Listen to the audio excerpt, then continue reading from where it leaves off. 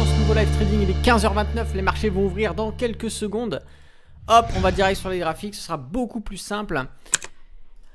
Et ouverture, c'est parti. Alors, on a une belle tendance de fond haussière, on est encore en train de casser des nouveaux plus hauts. Je vais lire vos messages tout à l'heure, là je vais juste concentrer, j'attends de vite savoir s'il faut que je prenne position sur l'ouverture ou alors que j'attends un mouvement correctif.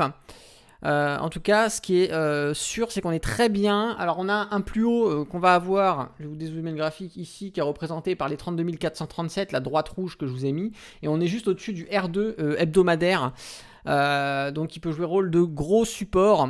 Et bon, bien sûr, moi, j'aimerais bien acheter à ce niveau-là.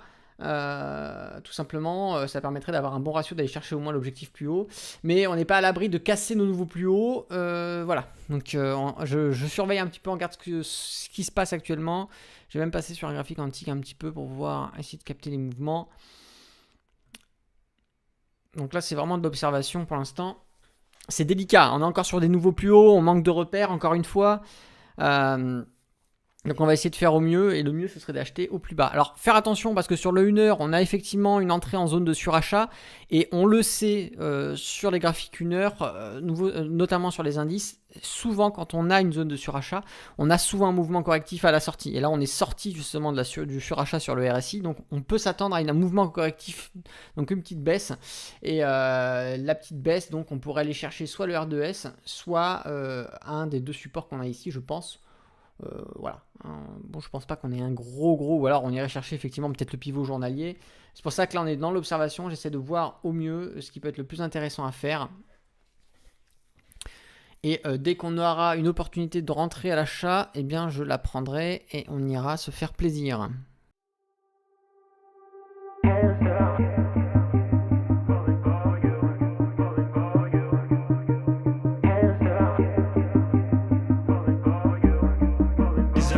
Allez, on va bien chercher. Donc là, on va chercher, on va aller chercher notre R2. Je serais tenté de faire, allez, on va voir.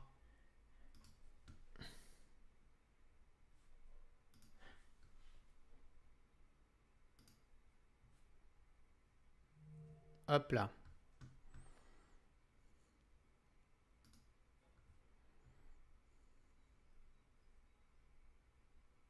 Achat limite exécuté.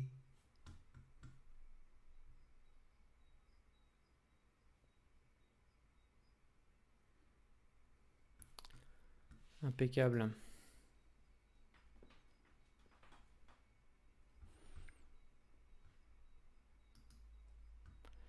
Et allez, on va être fou. On va dire les 3600. Ce serait beau. On va se mettre un peu avant.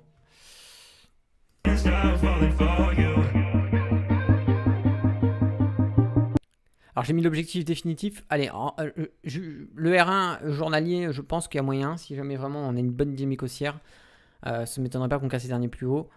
Le R2, je suis un peu frileux, donc j'ai un peu mis entre les deux. J'ai 3006, mais je me suis dit ça peut être intéressant comme zone de prix. On va voir, mais déjà il faut que la position tienne. Donc déjà on a des bougies intéressantes. Parce que là on a vraiment une hésitation de la part des intervenants. On le voit, hein, mèche de rejet en hauteur, mais aussi à la baisse. Donc là, vraiment, on a un niveau voilà, où il y en a qui forcent la vente, d'autres qui forcent l'achat. On va voir qui c'est qui va gagner parmi les vendeurs ou les acheteurs. En tout cas, la dynamique de fond, elle est quand même haussière. Donc ça ne m'étonnerait pas qu'on reprenne cette dynamique. Et qu'on aille chercher justement des nouveaux plus hauts. En tout cas, ce serait bien pour nous qui sommes acheteurs. Sur un bon niveau en plus. Hein. Si vraiment on reprend une bonne dynamique haussière, on aura acheté sur les plus bas de la séance. Et on essaiera de revendre sur les plus hauts. Ou du moins, on essaiera de se sécuriser peut-être, faire des clôtures partielles sur des niveaux intéressants.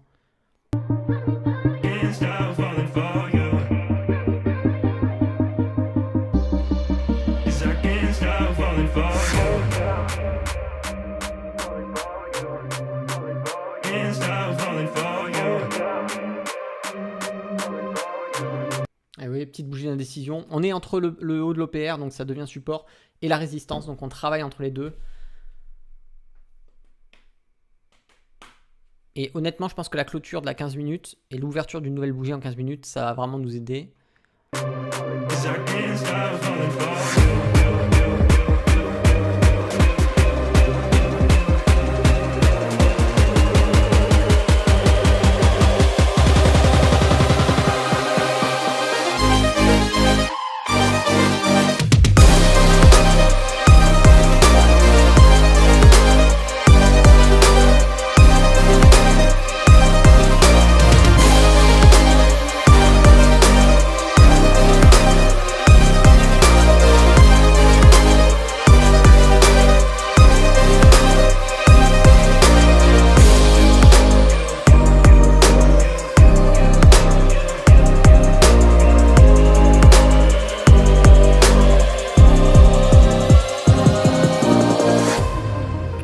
L'intermédiaire, hein, ça a été une zone vraiment, ça a été un objectif hein, pour beaucoup qui ont clôturé leur position sur les 32 500.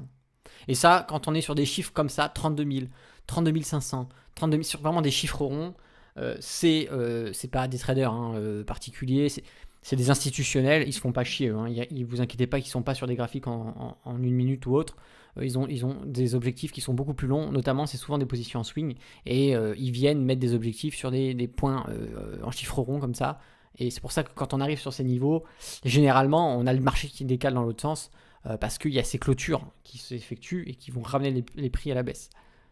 Donc, il faut attendre un petit peu que voilà, il y ait ce travail qui se fasse et que derrière, eh bien, les hedge funds qui ont des portefeuilles intermédiaires viennent faire des achats, viennent commencer un début de directionnalité. Et ensuite, après, il y a les gros qui se positionnent aussi hein, et qui soit vont aller dans le sens hein, des moyens portefeuilles, hein, comme je dis, ou alors dans le sens inverse parce qu'ils se sont décidés qu'on avait assez monté et que maintenant on allait surfer sur la baisse.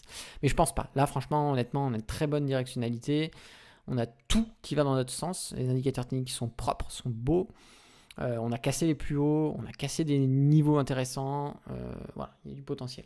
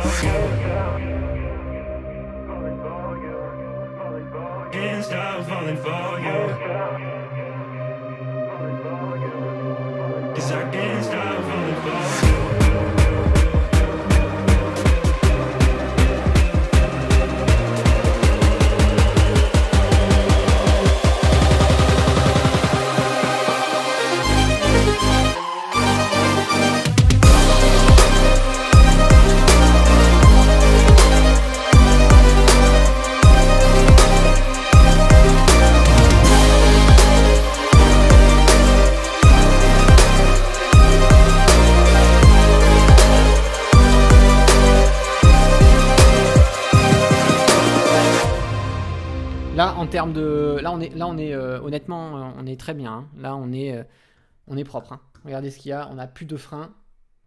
On n'a plus de frein. Après, le prochain frein, c'est, hop, je vais réduire le graphique. Le prochain frein, c'est le R2J, hein. Le R2 journalier. Hein. Là, on est libre. Mais par terme de prix, moi, je pense que les 32 600, c'est un nouveau chiffre rond. Je pense que on a passé les 32 500. On va arriver au contact des 32 600. Je pense que psychologiquement, il y en a qui vont commencer à se dire c'est un peu trop. Donc, je pense qu'il va y avoir pas mal de clôtures ici. Je vais peut-être même le descendre. Je vais le mettre à 32 595. 32 500. Pas 500. Si, 595, oui, exact. Hop, voilà. Comme ça, au moins, ça fait 5300 $.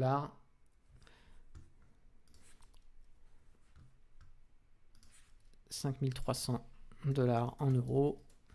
On serait sur un gain à 4435 €. Don't you wanna have fun, fool around someone, 'cause don't you wanna have fun, don't you wanna have some fun. Yeah, his baby said that they don't got a future like it burns. Ah, on est beau, oui. La clôture dans 6 minutes, la bougie en 1 heure. Oh là là, c'est la folie. n'est pas très loin. Regardez-moi le take profit. On n'est pas très loin, on n'est pas très loin. So give him something worse to kill his head with, make him forget somehow. Might be that another day she would have wished he stayed, but they're done. Sorry's won't be enough this time. Yeah, he's calling all his friends to get some action and distract him right now. He's fine, got Lucy on the line, let's get this started. Where's the party tonight? I feel good, nothing weighs me down. I can't believe my luck right now. Red eyes while he said, don't you wanna have fun? Fool around with someone. Don't you wanna have fun? Never mind my dumb heart. It needs a little kickstart. 'Cause don't you wanna have fun? Don't you wanna have some fun? Don't you wanna have some fun?